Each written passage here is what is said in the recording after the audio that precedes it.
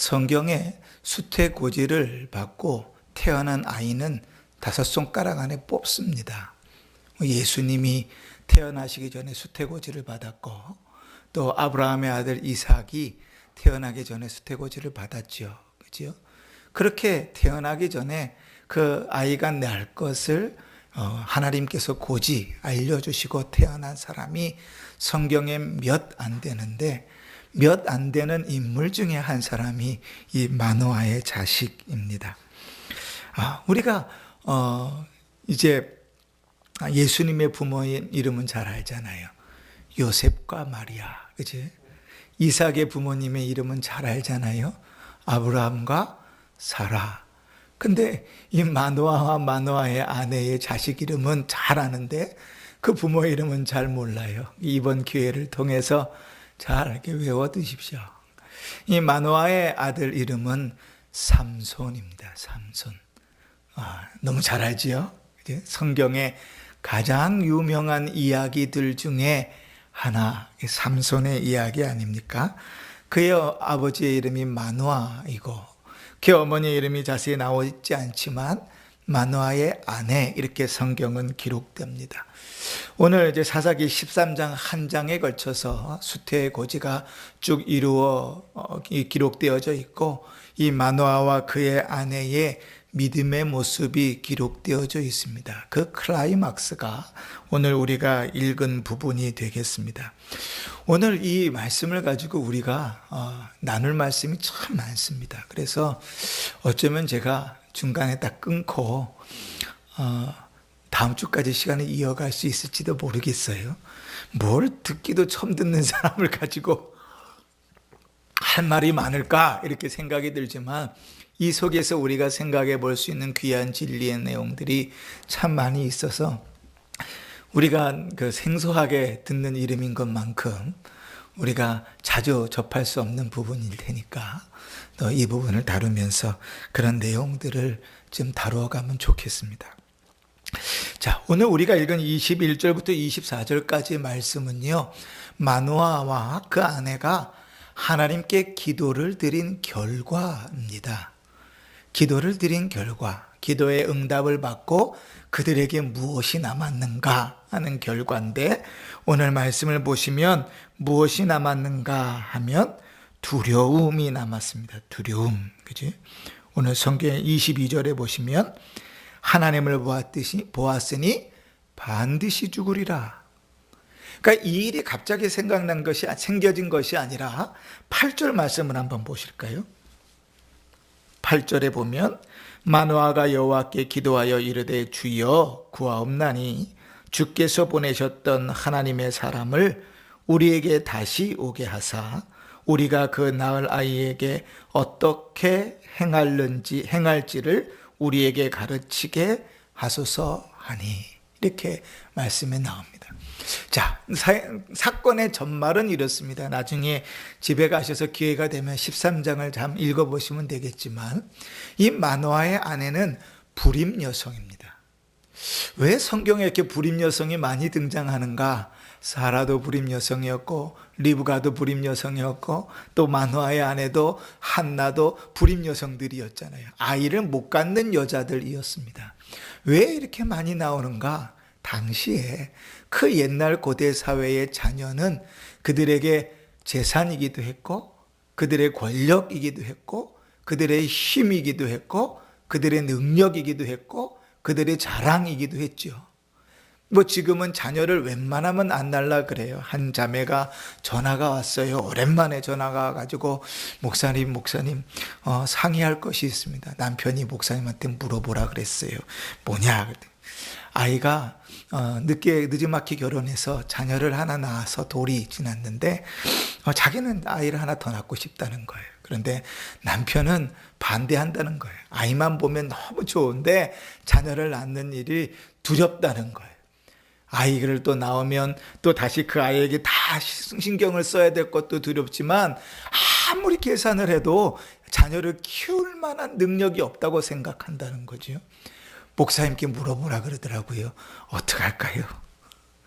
제가 뭐라 그랬을까요?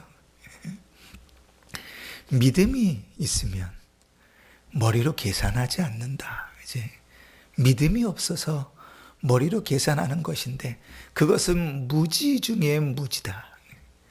우리의 인생이 머리로 계산해서 돼본 인생이 하나도 없다. 우리가 걸어오는 인생의 길을 내가 계산해서 계획한 대로 걸어갔던 길이 어느 정도나 되는지 한번 봐라. 내가 다 계산해서 벌 돈을 다 계산해갖고 자녀를 키울 돈, 나갈 돈을 계산하면 하나도 못 키운다. 1년 동안 아이를 키웠는데 그 아이를 키우면서 한번 봐봐라. 계산한 대로 아이에게 돈이 들어가고 계산한 대로 아이에게 힘이 들어가서 그 아이가 자랐는가? 그치? 우리는 많이 계산하잖아요. 근데 옛날에는요, 요즘은 그렇게 자녀들을 계산하고 안 낳지만 옛날에는 낳을 수 있는 대로 자녀들을 낳았습니다. 우리 권사님들은 너무 잘 알지요. 옛날에는 낳고도 그 아이가 1년을 살지 안 살지도 어려워서 사실은 돌잔치는 그래서 했던 것 아닙니까? 그지? 아이가 1년 동안 살아남은 것에 감사해서. 그지? 자, 그렇게 자녀들을 낳았습니다. 그런데 불임 여성이라 하는 것은 이스라엘 당시 문화 가운데로 보면 저주받은 여자와 같습니다.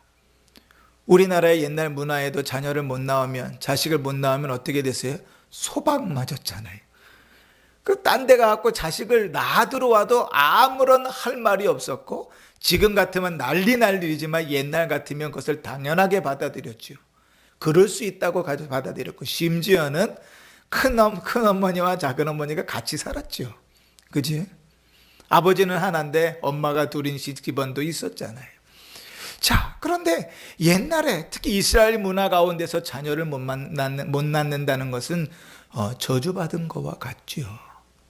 근데 그런 상황인데 이 마노아의 아내는 본인이 불임이라는 사실을 알고 있었어요. 1절을 한번 보세요. 1절을 보시면 이스라엘 자손이 다시 여호와의 목전에 2절을 보세요.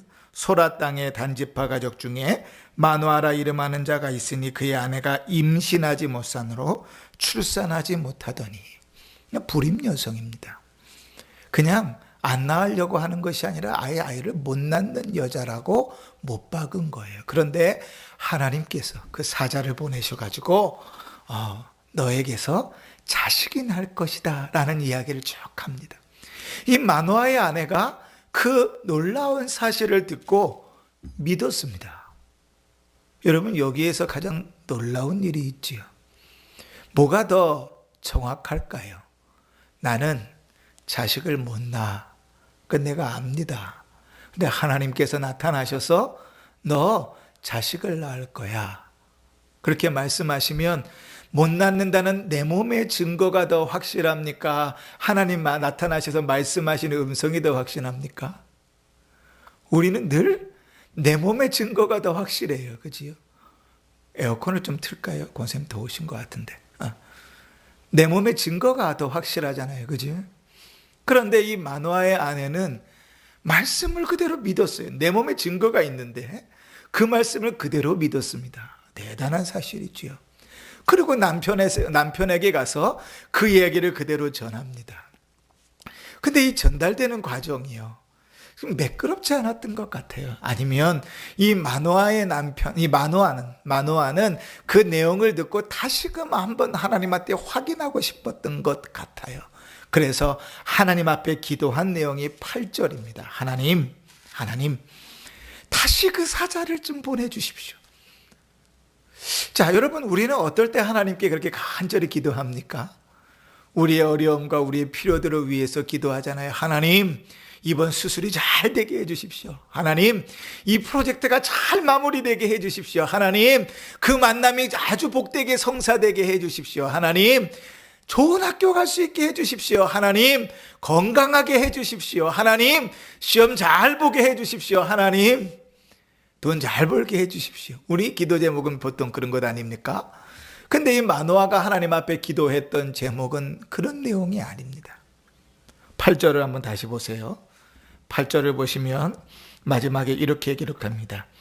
우리가 그 낳을 아이에게 어떻게 행할지를 우리에게 가르치게 하소서 하니. 이 마노아가 기도한 이유가 뭡니까? 아내를 통해서 들으니 하나님께서 그 아이가 낳을 것이라고 이야기하면서 이렇게 하라고 말씀을 하셨다고 하는데, 하나님 제가 그걸 못 들었잖아요. 내가 정확히 그걸 모르겠잖아요. 하나님 자녀를 주시겠다고 약속하셨는데 내가 그 자녀를 어떻게 키워야 될지, 어떻게 순종하여 그 아이를 키워야 될지 알 수 있도록 가르치게 해주십시오. 다시 말하면 하나님 그 사람을 다시 보내셔서 내가 어떻게 자세를 취하고 어떻게 순종해야 될지를 배우게 해주십시오. 이게 마노아의 기도입니다. 참 놀랍지요. 그죠? 이 부부는 보통 사람은 아닌 것 같습니다. 자기 몸에 증거가 있음에도 불구하고 하나님의 말씀을 아멘으로 받아서 믿었고, 그 남편은 그 이야기를 전달받았음에도 불구하고 어떻게 그 말씀에 더 순종할까, 온전히 순종할까를 위하여 하나님 앞에 다시금 그 사람을 보내달라고 기도하는 모습을 보면 이 마노아의 부부는 그래도 꽤 신실한 사람이었던 것 같습니다. 그런데 여기서 우리가 한 가지 좀 생각해 볼 것은, 그렇게 신실하게 하나님의 말씀을 순종하기 위하여 간절히 구하고 기도해서 하나님께서 그 기도를 응답하셔서 사람을 보내셨음에도 불구하고 그들에게 남은 게 뭐지요? 두려움입니다. 오늘 내가 반드시 죽으리라. 그치?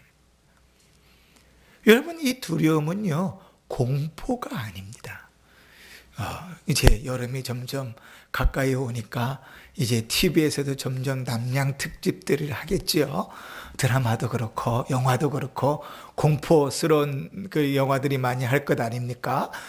귀신도 나오고 막 분위기도 그렇고, 그렇게 해서 사스라치게 막 놀라기도 하고 이제 뭐 그렇게 되는 일들이 있겠죠. 자, 그런 공포가 아닙니다.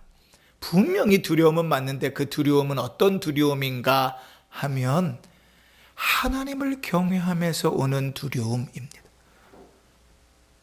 하나님 앞에 가까이 갔기 때문에 얻게 되는 두려움입니다. 여러분, 우리가 반드시 알아야 될 것은 우리가 이스라엘 백성뿐만 아니라 하나님 앞에 믿음으로 가까이 가면 갈수록 우리는 그 하나님 앞에 두려울 수밖에 없는 존재가 됩니다. 왜냐하면 그 하나님 앞에서 우리의 죄를 보았을 때 그 죄가 감당할 수 없는 것이라는 것을 알게 되기 때문에 그렇죠. 그죠? 그 하나님 앞에 가면 갈수록 점점 두려워집니다. 예, 우리가 네.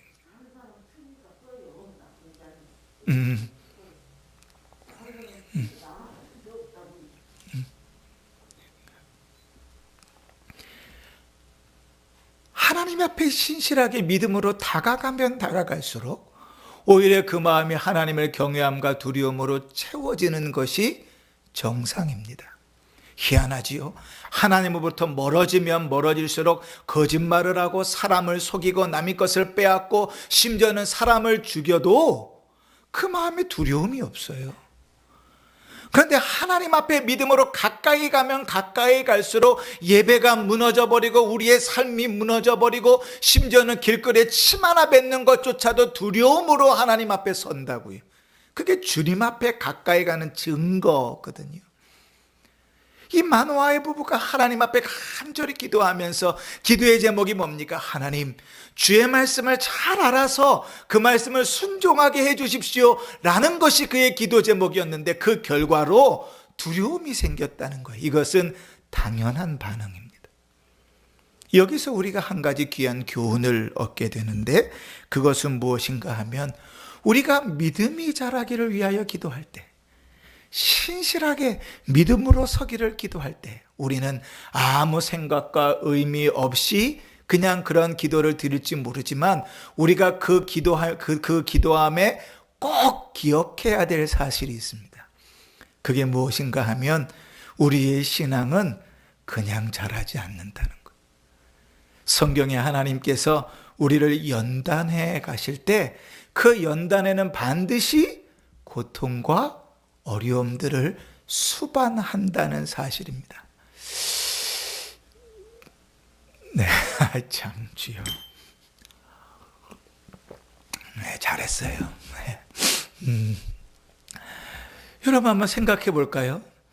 하나님께서 여러 부분에 우리의 연단에 대한 부분들을 말씀하시죠. 그 대표적인 말씀 중에 하나가 잠언 17장 3절일 것입니다. 도가니는 은을, 풀무는 금을 연단하거니와 여호와는 마음을 연단하시느니라 그럽니다.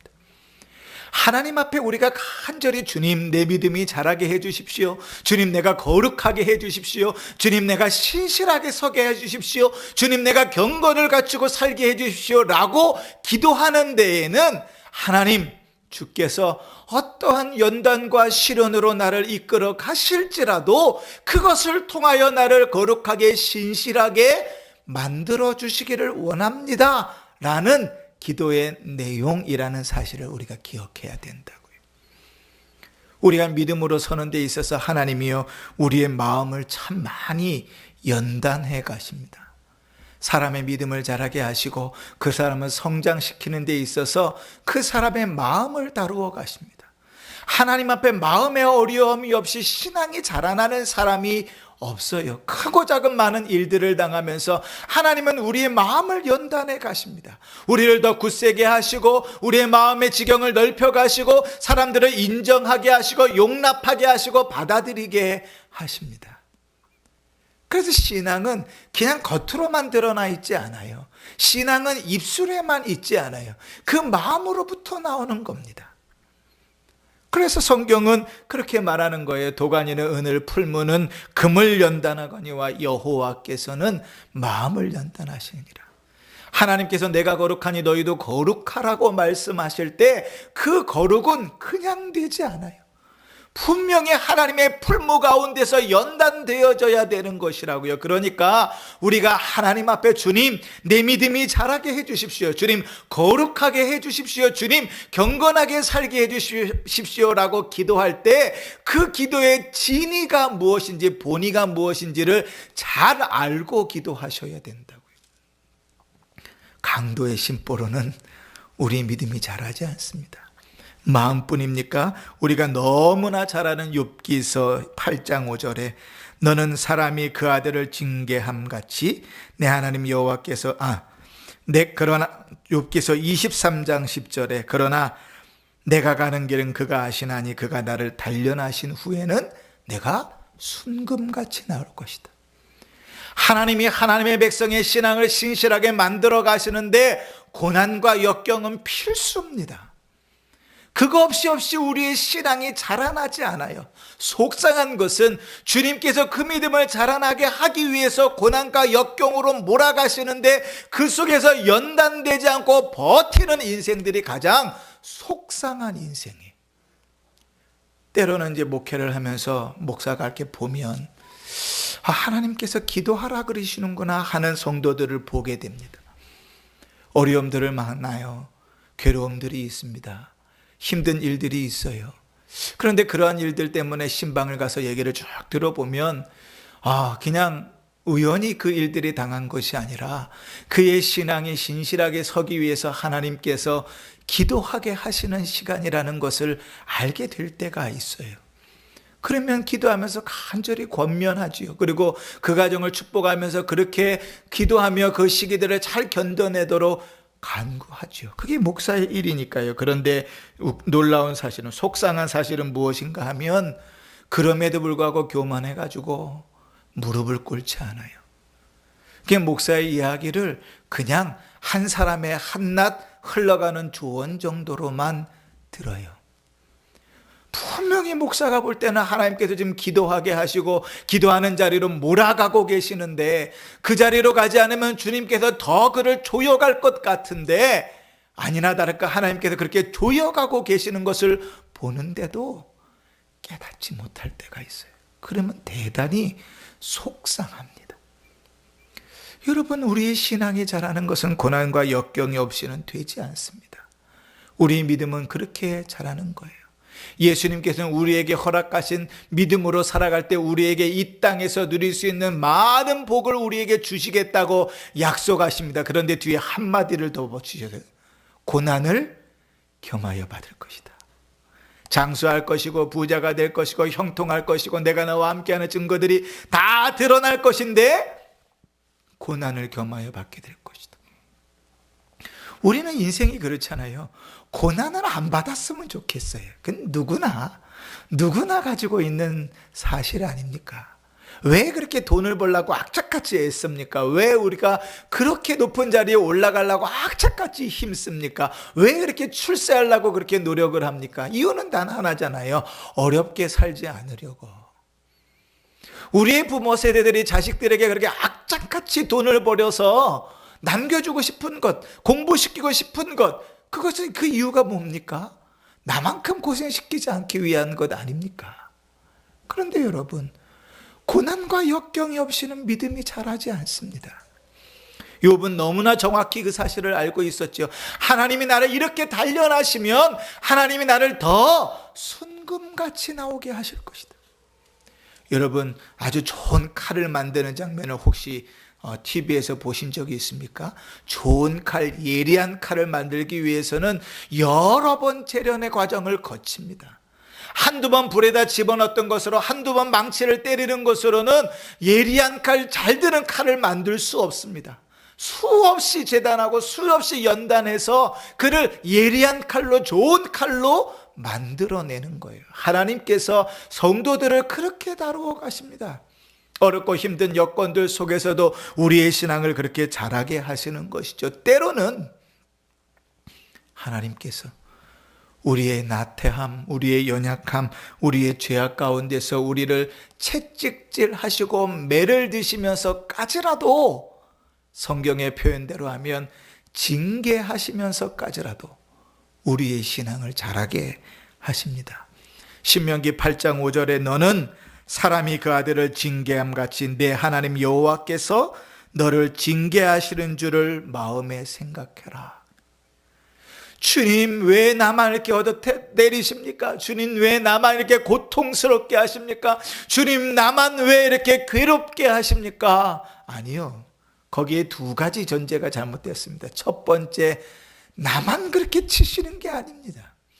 하나님은 모든 자녀에게 그렇게 행하시죠. 두 번째, 하나님께서 내려치심은 회개할 기회를 주시는 겁니다. 수많은 기도 가운데 내 자신을 돌아볼 수 없다면 그 징계는 무익합니다. 여러분, 자식들을 키워보셨잖아요. 자녀를 키우면서 얼르기도 하고 매를 때려보기도 하지만 매를 때리고 화를 내고 협박을 하고 다 해봐도 그 자식이 자기의 죄를 깨닫지 않으면 호적에서 파도 깨닫지 못합니다. 그렇지요? 징계는 그런 것이죠. 그런데 신명기 8장에서 하나님께서 말씀하신 내용이 저 성경 끝자락에 히브리서에서도 똑같이 주님께서 12장에 이렇게 얘기하십니다. 주께서 그 사랑하시는 자를 징계하시고 그가 받아들이시는 아들마다 채찍질 하심이라 하였으니 너희가 참음은 징계를 받기 위함이라. 하나님이 아들과 함께 너희를 대우하시나니 어찌 아버지가 징계하지 않는 아들이 있으리요. 징계는 다 받는 것이거늘 너희에게 없으면 사생자여 친아들이 아니니라. 아멘. 창세기의 시작과 끝자락에 똑같이 주님은 변하지 않고 말씀하신다고요. 신명기부터 히브리서까지 거의 4,000년 가까운 시간이 지나오는데도 주님께서 성도를 다루어 가심은 변해본 적이 없어요. 그러니 여러분, 하나님께서 우리를 다루어 가시는 방식을 잘 아셔야 됩니다. 하나님 앞에 강도의 심보를 가지고 기도하지 마십시오. 하나님은 절대로 그렇게 일하시지 않습니다. 주님 거룩하기를 원합니다. 주님 경건하기를 원합니다. 주님 신실하기를 원합니다. 라고 기도하면서, 그러나 주님 난 고난은 받기 싫습니다. 주님 나는 괴롭기는 싫습니다. 이 땅에서 창피당하기는 싫습니다. 이렇게 마음을 가지고는 도대체 그 믿음이 자랄 수 없는 것입니다. 오늘 마노아와 그 아내는 하나님 앞에 기도합니다. 주님, 주의 말씀을 잘 순종할 수 있게 해주십시오. 하나님께서 큰 은혜를 주셔서 우리에게 자식을 주시겠다고 말씀하셨는데 그 허락하신 자식을 신실하게 믿음으로 키울 수 있도록 주님 도와주십시오. 다시 한번 그 사람을 보내셔서 우리에게 말하게 하십시오. 그런데 그 결과는 두려움이었습니다. 그러나 그 두려움을 넘어 하나님은 이래가기 시작하시는 것입니다. 그러니 사랑하는 성도 여러분, 우리의 신앙의 모습들을 한번 돌아볼까요? 혹시 여러분 괴로움 가운데 계십니까? 육체가 힘들고 환경이 어렵고 관계가 어렵고 재정 때문에 괴롭고 또 믿음이 곤고하고 여러 가지 상황 속에 놓여 있습니까? 주님 우리에게 허락하신 그 두려움과 괴로움과 고난의 시간들은 하나님께서 우리에게 은혜를 베푸시려는 준비 과정입니다. 그러니 하나님 앞에 무릎을 꿇으며 그 시기를 신앙으로 믿음으로 잘 견디어 나갈 수 있도록 하나님을 향하여 걸어갈 시간인 것을 깨달으시기를 바랍니다.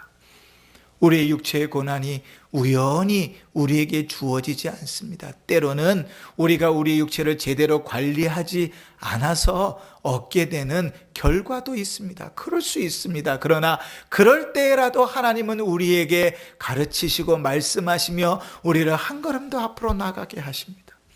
때로는 의도하지 않은 어려움과 고난과 역경을 만날 때가 있습니다. 계획하였는데 기도하였는데 그대로 되지 않아서 힘든 상황을 맞닥뜨릴 때도 있습니다. 그러할 때라도 여러분 그 시기가 낙담할 때가 아니라 하나님께서 은혜를 주실 준비의 시기라는 것을 기억하시고 주 앞에 무릎 꿇을 수 있기를 바랍니다. 하나님은 그렇게 우리를 연단하시고 다루어 가시거든요. 순조롭게만 일이 잘 되면 얼마나 좋겠습니까? 계획하는 대로만 일이 잘 되면 얼마나 좋겠습니까? 남들 되는 대로만 우리에게 일이 잘 풀리면 얼마나 좋겠습니까? 그러나 우리의 생각과 하나님의 생각은 전혀 다를 수 있거든요.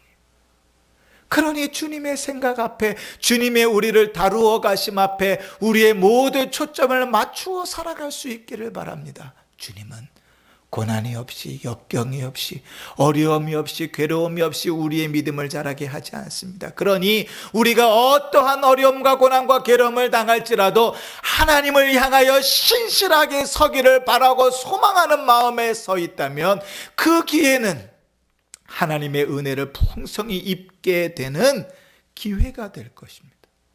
그러나 여러분, 우리가 하나님을 향해 있지 않고 세상을 향해 있을 때, 이번 주일날도 우리가 말씀으로 상고해 보겠지만 하나님을 바라보지 않고 세상에 미련을 두고 살아갈 때 그 기회는 우리를 절망과 타락으로 이끄는 기회가 되어버릴 것입니다. 똑같이 우리에게 주어진 기회가 어떠한 방향으로 나아가는가는 우리가 어떠한 방향을 보고 있는가에 달려있는 것입니다. 사랑하는 성도 여러분, 하나님의 일하시는 방법을 밝히 알았지요? 그냥 에스컬레이터 타듯이, 제가 늘 그런 비유를 들지만 에스컬레이터에 바람장만 쫙 올려놓으면 2층이든 3층이든 4층이든 힘들이지 않고 쭉 나를 데려다 줍니다. 얼마나 편하고 좋아요. 그런데 신앙은 그런 것이 없습니다. 그냥 예수를 믿기만 하면, 예배 자리에 가만히 앉아있기만 하면 믿음이 절로 자라는 경우는 없어요. 하나님 우리를 연단하시고 우리에게 허락하신 지각을 통하여 우리가 지난 주일에 들었던 것처럼 하나님의 말씀을 가지고 분별하면서 기도하면서 싸워가면서 성령께서, 주님께서 말씀하신 것을 우리에게 생각나게 하시고 그 생각나게 하신 그 말씀을 순종하며 살아가면서 우리의 믿음을 자라게 하십니다. 그 말씀을 순종해 나갈 때 자기 자신을 포기하기도 하고 손해보기도 하고 어려움도 당하고 고난도 당하고 힘든 일들도 당하겠으나, 그러나 그 모든 일을 통하여 우리를 믿음의 자리로 끌어가시는 것입니다. 우리를 더 신실함으로, 우리를 더 하나님을 바라봄으로 끌어가시는 것입니다. 한번 돌아보십시다. 우리의 인생 뒤에 우리가 편안할 때 더 많이 기도했던가요? 괴롭고 힘들 때 더 많이 기도했던가요? 그지요? 우리의 믿음이 언제가 더 좋았던 것 같습니까? 살기 좋고 편안할 때가 믿음이 더 좋았던 것 같습니까? 힘들고 어려울 때가 더 믿음이 좋았던 것 같습니까? 어쩌면 세상은 점점 좋아지고 있는데 우리의 신앙은 점점 타락하고 있는지 모르겠어요. 우리의 믿음을 다잡아야 됩니다. 하나님을 향하여 주님, 주의 말씀을 순종하고 싶습니다. 내가 거룩하니 너희도 거룩하라 하셨으니 주님 내가 거룩하기를 원합니다. 경건의 모양만 갖추고 능력을 부인하는 자로 살지 아니하고 경건한 자로 살기를 원합니다. 이 악한 시대 가운데서 어두운 시대 가운데서 빛과 소금으로 살기를 원합니다. 주께서 나를 사망의 음침한 길로 이끌어 가실지라도, 주께서 나를 괴롭고 힘든 일들로 나를 끌고 갈지라도, 주께서 내 마음을 연단하여 가실지라도 그 일을 통하여 주님 앞에 더 가까이 가기를 원합니다. 이렇게 기도하시면서 믿음으로 신실하게 한 걸음 한 걸음을 더 나아가는 성도들이 되시기를 주의 이름으로 축원합니다.